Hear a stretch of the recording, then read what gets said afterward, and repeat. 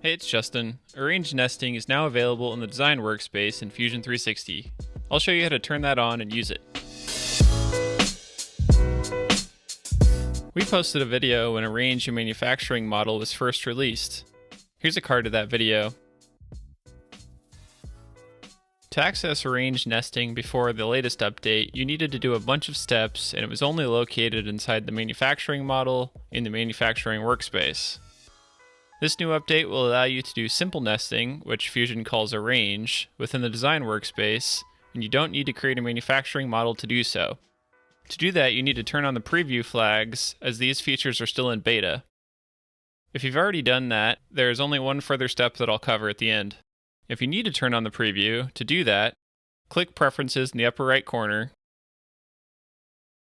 On the left, click on Preview at the bottom. You can search for Arrange in the box in the center. Check that box. The New step, on the left column, go to General, then under that, Design. Select the checkbox at the bottom, Enable Arrange and Simplify Tools. One note to clarify, to use the Arrange tool, you do need to have a paid, educational, or startup license of Fusion 360. Personal or free license does not have access, so you won't see this option if you're on the free license. If you have the free license, don't despair, stick around to the end of the video. I have a free nesting option for you. Check that out at the end. You'll also notice the manufacturing model is out of preview and is active now for everyone. So I've just created these simple bodies here for an example of how to use the Arrange tool. It's just from a sketch, and then I extruded them. So to use the Arrange tool in the Design Workspace, you actually, the same as if it was in the Manufacturing Workspace, you have to have components for it to recognize the Arrange feature. To do that quickly, if you did make components, select all your bodies by holding Shift and click through all these bodies. You right-click, create components from bodies, and you'll now see they're all in a component. Let's make a quick second sketch here. So create a sketch, click a plane. This is going to be, I hit R for rectangle. This is going to be the stock we use. So I'm just going to go 24 by 24. It's way too big, but that'll work for now. Finish that sketch. Now to get to Arrange, I have it pinned here, but go to Modify. It's down here under Arrange. This is just in the Design Workspace. And instead of the kind of tedious other process, we now have Arrange just right in the Design Workspace, which is awesome. No manufacturing model needed. So select your objects. I'm going to hide that other sketch.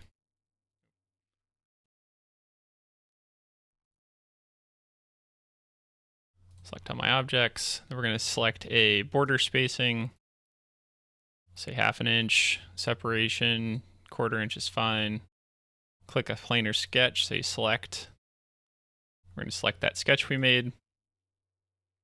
And you can see we have plenty of space here. So we could make these spaced apart, spaced off the border more.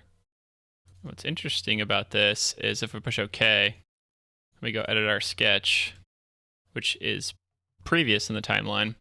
If we delete our dimensions here, finish the sketch, when we come back in here, we can just click and drag the sketch around, and we'll continue to get a nested arrangement of parts. So we can shrink that down, make it smaller. This is really good for cutting on remnant stock, or just seeing how small of an area you want to be able to fit your parts that you're designing. And so that'll continuously stay in a nest inside that boundary, and you could obviously parameterize your stock or your parts or whatever that is. So what don't you get with Arrange? Well, you can't choose an orientation, or it can't be a multi-sheet arrangement or nest. And of course, it's not available for free users. So what to do if you're a free user? Well, here's another option if you need simple 2D parts nested. Let's first export a DXF of our parts. To do that, right-click on the sketch you want to export, select Save as DXF, save that somewhere you can find again. your desktop if it's not a total disaster. Go to your web browser and then type in deepnest.io. I'll put a link below. So this is a free and open source tool that lets you do pretty useful nesting on Mac, Windows, or even Linux now, I see. To get that installed, I'm using the Mac version here. You'll probably want to go into settings because it's set kind of wonky. I'm going to be using inches. I want to make spaces between parts like 0.25. Curve tolerance, I'll bump that up another decimal point. We'll leave that for now. There is some interesting stuff with part optimization. I will use bounding box for now. Cores. Gonna ignore these two things, but we do want, this was set on points for me at first, so set these to inches or your Fusion files will come in. Whatever you're using in Fusion, you want to use here too. If you're using a laser cutter, there's some more options for you down here. That should be good for now. Go back to the top. Let's import our bodies file. It'll take a sec to process it. So you're gonna see, they used to show up here for me. I don't know where they've gone. You can see them all over here, each piece, how many we want. And what we need to do is add a sheet. So click plus. I'm gonna make a sheet that's 12 by 24. Click add. You see it pop up at the bottom there. This column says this is what my sheet is that I want to put those parts on. So just push 1 or check that. We could bump these parts up. Maybe we want 2 of these and 5 of these, not 51, 5 of these. But other than that, that's pretty much it. You can then select Start Nest. You're going to scroll over to a new window and it's going to go through a few options to see what the best, most efficient nests is. Stop that. If we want to export it now, say that was a good enough option, we can go to File, Export, DXF. Let's save that in the same one, so we'll call it Bodies Nest. Save. Bring that back into Fusion is really easily. In the same file, we go to Insert, DXF. Select the plane that's XY, this one, or wherever you want it. Open our file. And for some reason it didn't name the, we need to. 12 seconds later. So I had a little bit of issue with the export and I figured out the situation, so I figured it was worth mentioning here. DeepNest sometimes will leave off the DXF at the end, so make sure that's included.